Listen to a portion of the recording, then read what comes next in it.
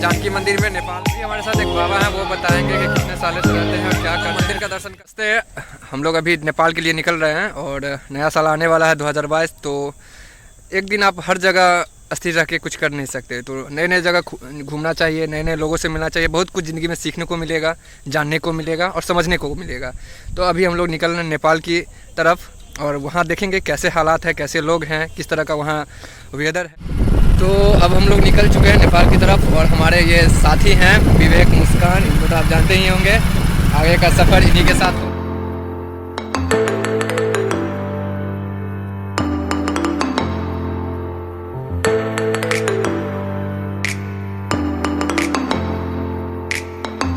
तो हम लोग पहुंच चुके हैं नेपाल अभी, और नेपाल में आने के बाद बहुत दिक्कतों का सामना करना पड़ा, क्योंकि बॉर्डर पे जैसे ही पहुंचे वहां पे बोला कि भंसार कटवाना पड़ेगा। और हम लोगों के पास जो गाड़ी है उसमें सभी डॉक्यूमेंट्स तो है, लेकिन भंसार के लिए जो ओरिजिनल चाहिए। विवेक जी बताएंगे कि क्या हुआ वहाँ पे बॉर्डर पे, क्या हुआ था जो हम लोग को रोका गया उतनी देर? जो गाड़ी का जो मेन पेपर होता है, जो कार्ड बनता है, जिसको क्या बोलते हैं उसको, जो ऑनर बुक हमारे से हम लोगों के पास फोटो कॉपी था, जिसका अब तो कार्ड बनता है, लेकिन पुराना जो गाड़ी रहता है उसका पेपर पहले बनता था। वो पेपर हमारे पास फोटो कॉपी था, आइडिया नहीं था कि ओरिजिनल चाहिए होगा, तो इसके वजह से थोड़ा प्रॉब्लम हुआ।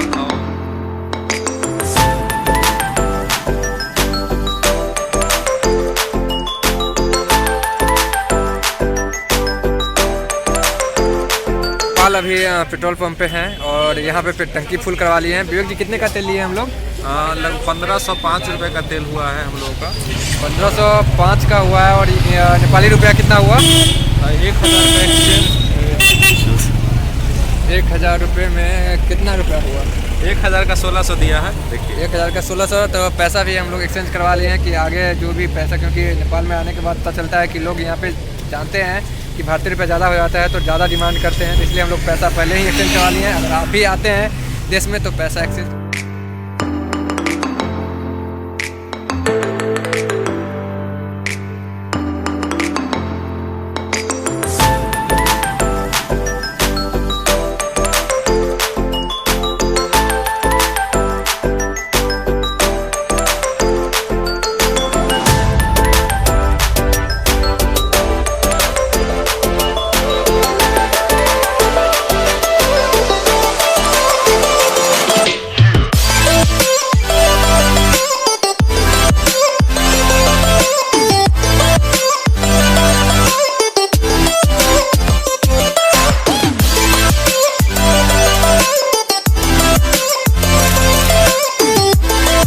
हैं जानकी मंदिर में नेपाल में, और यहाँ आप देख सकते हैं मंदिर की खूबसूरती। हमारे साथ है विवेक। विवेक, इस मंदिर के बारे में जरा कुछ बताइए हमारे। देखिए, जैसा कि आप लोगों को पता है कि रामायण सर्किट से इसका इतिहास रहा है। राम जी खुद यहाँ पे विराजमान हुए थे और यहाँ पे अभी भी हर रोज़ लगभग हज़ारों में आते हैं लोग, बहुत संख्या में लोग आते हैं। कुछ दिन यहाँ का बॉर्डर बंद था इंडिया और नेपाल का, इससे कुछ लोगों की कमी हुई थी, लेकिन फिर से जैसा ही चालू हो गया तो लोगों में वृद्धि जो है, भक्तजन खींचे चले आते हैं अलग अलग देश से। तो इस मंदिर का इतिहास बहुत पुराना है। प्रसाद भी चढ़ा लिया, प्रसाद भी देख सकते हैं।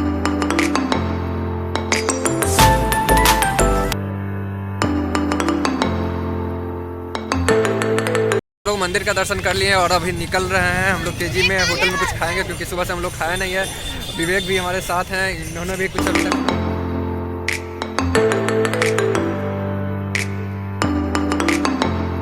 हम लोग अभी घूम रहे हैं शहर नेपाल, और नेपाल को देख रहे हैं किस तरीके का है। बिहार से कुछ अलग नहीं दिख रहा है, क्योंकि एक ही तरह के लोग, एक ही तरह का भाषा, मैथिली खासकर ज़्यादा बोला जाता है यहाँ पे। जितने भी यहाँ पे बाबा मिल रहे हैं वो भी लोकल ही मिल रहे हैं, दरभंगा के या तो मधुबनी के या तो इसके आसपास के जिलों के मिल रहे हैं। तो मज़ा आ रहा है, क्योंकि अननोन पर्सन्स यहाँ पे लग नहीं रहे हैं, क्योंकि जो अनजान लोग रहते हैं, अनजान भाषा, एक ऐसा भाषा जो आप सुनने को नहीं मिलता, वो भाषा आप देखते हैं विदेशों में, तो ऐसा कुछ देखने को नहीं मिल रहा है। हम लोगों ने लिया है, वो कितना अच्छा रूम है और कितने पैसों में है, हम हर चीज़ बताएंगे आपको। कितना पैसा लग रहा है, क्या लग रहा है, कैसे आते हैं, कितने पैसों में, और क्या क्या आपको प्रोटोकॉल का पालन करना पड़ेगा, कौन कौन से, वो मैं सब कुछ बताऊंगा इस वीडियो के माध्यम से। तो आप देखिए इस ब्लॉग के माध्यम से। हम लोग फिलहाल आपको रूम दिखाने जा रहे हैं।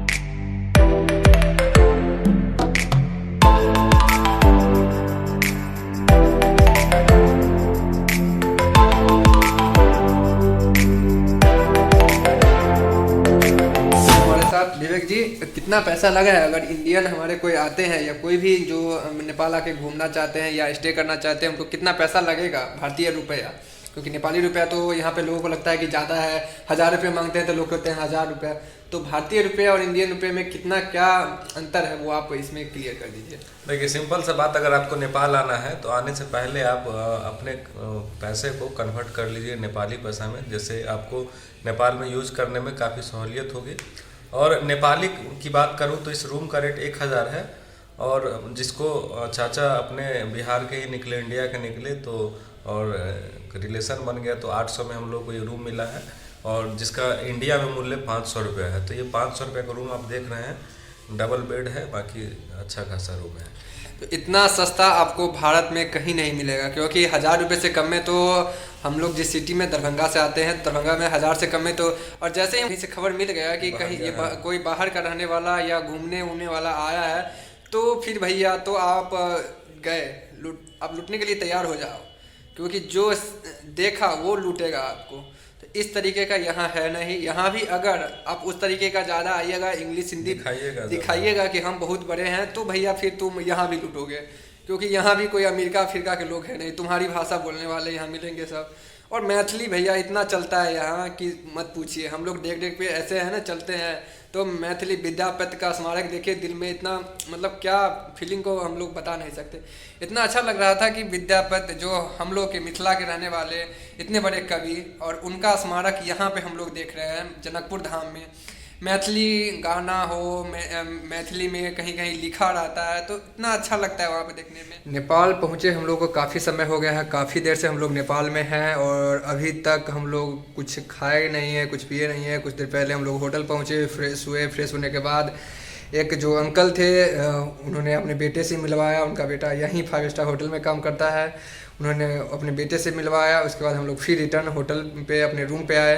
रूम पे आने के बाद हम लोग को फिर यहाँ आसपास में होटल अभी जो खोज रहे थे, तो उस तरीके का होटल नहीं मिला इधर, और नॉनवेज का बहुत ज़्यादा ही देखे इधर, जिधर उधर इधर कटा उटा पड़ा था एकदम। वेज हम खोज रहे थे खाना, लेकिन इस तरीके का मिल नहीं रहा है आसपास में। मार्केट भी अभी 8 टाइम हो रहा है, तो रात का 8 बज रहा है, तो मार्केट भी बहुत जल्दी बंद हो रहा है। भारत के मुकाबले इधर काफ़ी ज़्यादा मतलब एकदम सुनसान हो जाता है, जबकि जनकपुर में हम लोग मेन सिटी में है, मंदिर यहाँ से पास में ही है जानकी मंदिर। इसके बावजूद भी यहाँ पे पता नहीं क्यों ऐसा हो जाता है कि दुकानदार जल्द ही दुकान बंद कर लेते हैं। और शराब की दुकानें भाई साहब मत पूछिए, ये तो एकदम पैसे छापने पे तुली हुई है। शराब एकदम खुलेआम बिक रहा है। लोग शराब के लिए एकदम लगता है बिहार से या भारत से लोग आते हैं तो नेपाल शराब की ही वजह से ज़्यादातर, क्योंकि लोगों का मेन मोटिव होता है यहाँ पे शराब पीना। शराब पीने के बाद लोग फिर 9, 2, 11 हो जाते हैं। हम लोग का ऐसा कोई मोटिव नहीं है। हम लोग इधर आए हैं, बस मंदिर का दर्शन किए हैं दिन में, यहाँ एंजॉय करने आए हैं। न्यू ईयर का कोई ऐसा प्लान नहीं है कि न्यू ईयर में हमको जाना है, ऐसा कुछ नहीं। हम लोग का जैसे प्लान बना हम लोग चल दिए और निकल पड़े। तो अभी खाने की तलाश में होटल से बाहर जाएंगे, और जो भी मिलेगा बस या तो खा लेंगे या तो रूम पे लेके आएंगे। वो भी आपको बता देंगे क्या खाएंगे नहीं खाएंगे। हम लोग अभी हैं रेस्टोरेंट में, ये है तुलसी रेस्टोरेंट, लेकिन यहाँ कुछ खाने के लिए नहीं मिल रहा है, क्योंकि बताया जा रहा है कि जो यहाँ पे हाँ तो ठीक है कोई दिक्कत नहीं।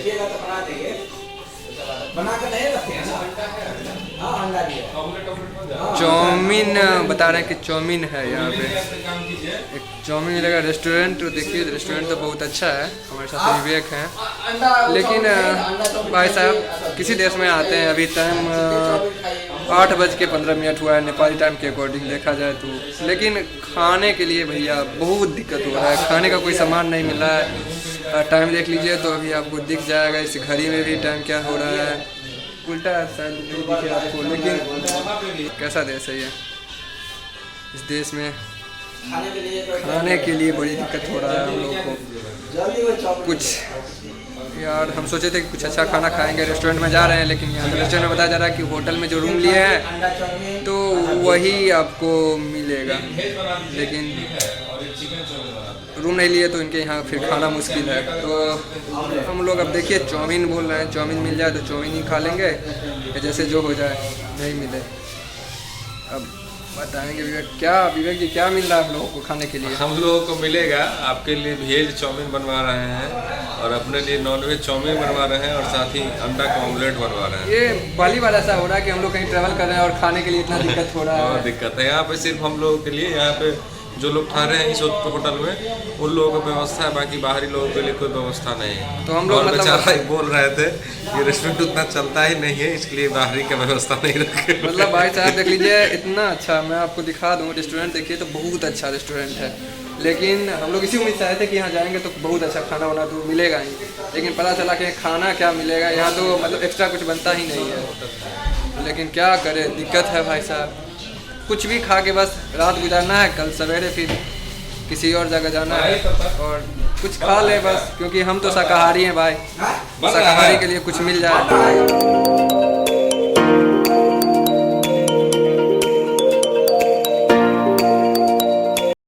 बैठे हुए हैं अभी हम रेस्टोरेंट में और हम लोग का खाना जो है ऑर्डर दिए थे, पैसा भी पेमेंट कर दिए थे, वो कंप्लीट हो गया लगभग। तो हम लोग पैक करा कर वो खाना अब रूम पे ही ले जाएंगे, रूम पर ले जाने के बाद वहीं खाएंगे, क्योंकि बहुत थक चुके हैं आज दिन भर और भाई साहब कुछ नहीं खाए हैं। तो समझ सकते हैं कि बिना खाने का तो चलना मुश्किल है फिर, क्योंकि गाड़ी में भी पेट्रोल हम फुल करवा लिए।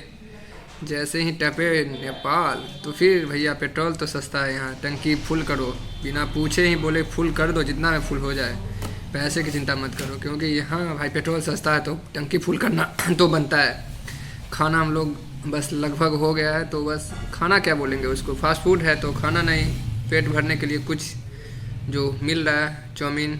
और हमारे विवेक जी हैं, वो क्या ले रहे हैं आप? चिकन चाउमीन ले रहे हैं और आमलेट भी ले रहे हैं साथ में, तो ये अपना खाएंगे, आगे देखते हैं क्या होता है। तो फाइनली हम लोग अब पहुंच चुके हैं अपने रूम पे और यहाँ पे हम लोग का बस खाना वाना भी लगभग आ गया है सब कुछ। देखिए ये जितना भी है सब, ये सब पैकेट में खाना ही है। और चाउमीन है हमारा वेज है, वेज का है जो वो नॉनवेज के साथ है, ऑमलेट के साथ है।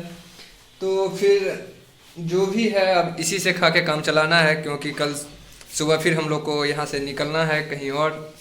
अगर यहाँ रहेंगे नेपाल में तो कहीं और भी जगह जाएंगे, घूमेंगे वहाँ, लेकिन फ़िलहाल अब यहीं पे रात गुजारना है। जो मिला है उसी को खा के फिर हम लोग जो जैसे जो होगा आप लोग को अपडेट देंगे। तो चलिए वीडियो आप देखिए, ऐसे ही हमारे चैनल को सब्सक्राइब कीजिए, क्योंकि लगातार अपडेट आपको मिलता रहेगा, हम कहाँ जा रहे हैं, किस जगह को एक्सप्लोर कर रहे हैं।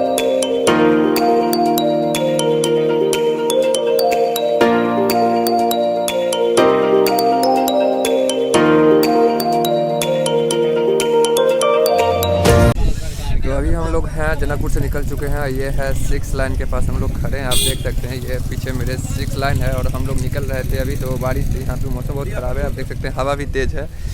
तो हम लोग अब यहाँ से निकलेंगे, क्योंकि बहुत दिक्कतों का सामना करना पड़ा है अभी तक नेपाल में, जब से आए हैं तब से।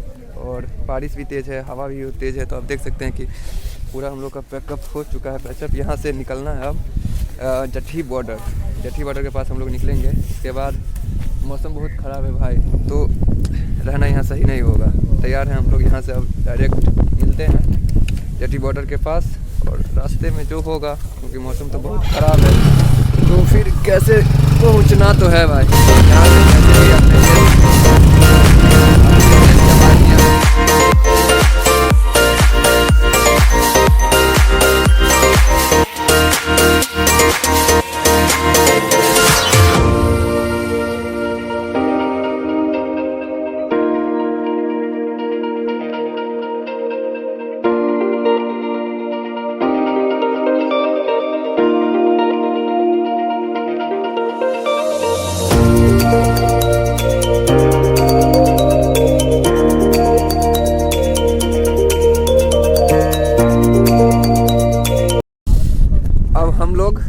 भारत और नेपाल बॉर्डर के बीच में है, मतलब नेपाल बॉर्डर क्रॉस करके अब हम लोग इंडिया में इंटर कर गए हैं। यहाँ से अब मेरे पीछे देखिएगा तो पीछे जो आपको दिख रहा है वो थोड़ा बस पीछे हम लोग बस क्रॉस किए अभी बॉर्डर। अभी जो सामने हम दिखा रहे हैं आपको, ये पूरा ये इधर पूरा इंडिया है। उस तरफ अगर पीछे देखिए तो वो मंदिर से जस्ट वो आपको पीछे मंदिर दिख रहा होगा, उस मंदिर से पीछे बस एक मेन गेट है जो नेपाल बॉर्डर वहाँ से शुरू हो जाता है। इसके बाद फिर यहाँ मंदिर के इस तरफ आइएगा तो आप इंडिया में आ जाइएगा। इस जगह का मुझे कोई पता नहीं है कि कौन सी जगह पे अभी हम लोग हैं एग्जैक्ट, लेकिन हम लोग इतना पता है कि बस इंडिया में। हाँ, ये हम लोग मधुबनी डिस्ट्रिक्ट में है अभी, मतलब इंडिया के मधुबनी डिस्ट्रिक्ट में है। और बारिश भाई साहब इधर भी है, एकदम मौसम एकदम ख़राब है एकदम यहाँ पे। कैसा रहा विवेक जी नेपाल का एक्सपीरियंस? नेपाल का एक्सपीरियंस वेरी बैड। तब पता चलता है ना कि अपना देश कितना अच्छा है। जब आप दूसरे जगह कहीं जाते हैं तब अपने देश के वैल्यू, अपने बिहार, अपने राज्य, अपने जिला जवार का वैल्यू पता चलता है।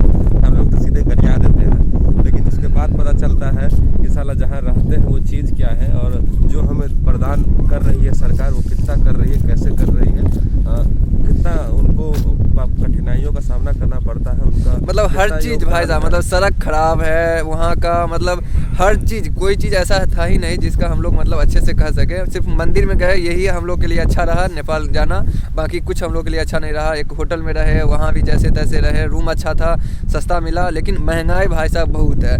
मतलब जो चीज़ आप अगर आपने बिहार में 5 रुपये में लेते हैं, वहाँ आप यहाँ लेता है उसका 10 रुपया, और बोलेगा कि इंडियन रुपया में आपको इतना में पड़ेगा।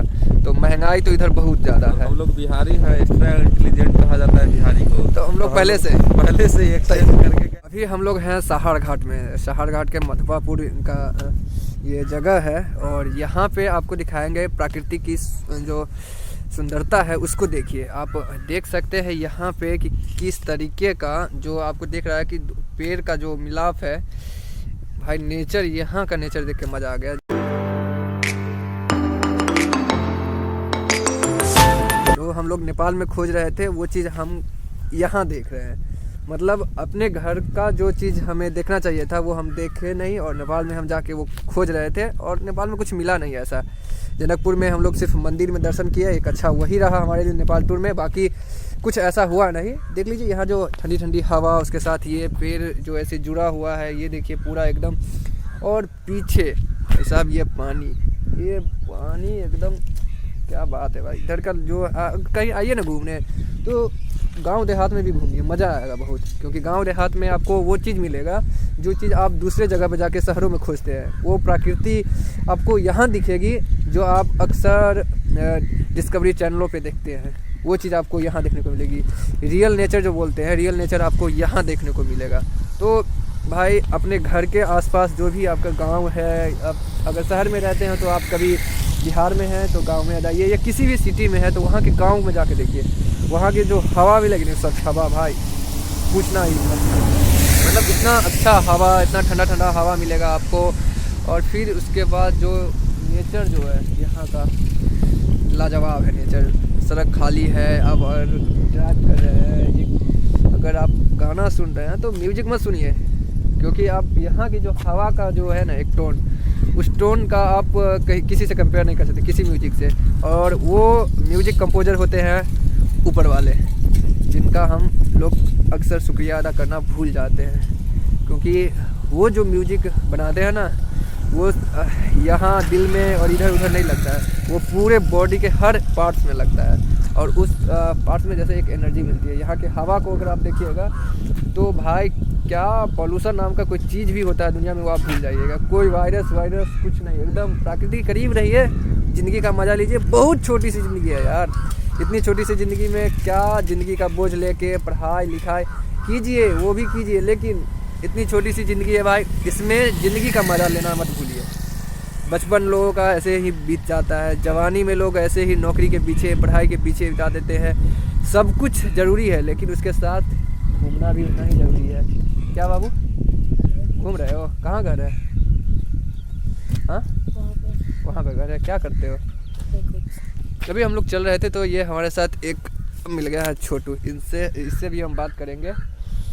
यहाँ पे रहते हो तो कैसा लगता है यहाँ का हवा जो है, या खेत खलिहान जो है? काम उम करते हो या पढ़ाई करते हो? पढ़ाई भी करते हैं। अच्छा, पढ़ाई भी करते हो, काम भी करते हो क्या? नहीं। पापा क्या करते हैं? दिल्ली में। अच्छा, इस बच्चे का हम दिखाए तो आप देख लीजिए कि मतलब प्रकृति कितने करीब है। अगर नीचे देख लीजिए तो इसके चप्पल भी नहीं है इसके पाँव में, और साइकिल से चल रहा है।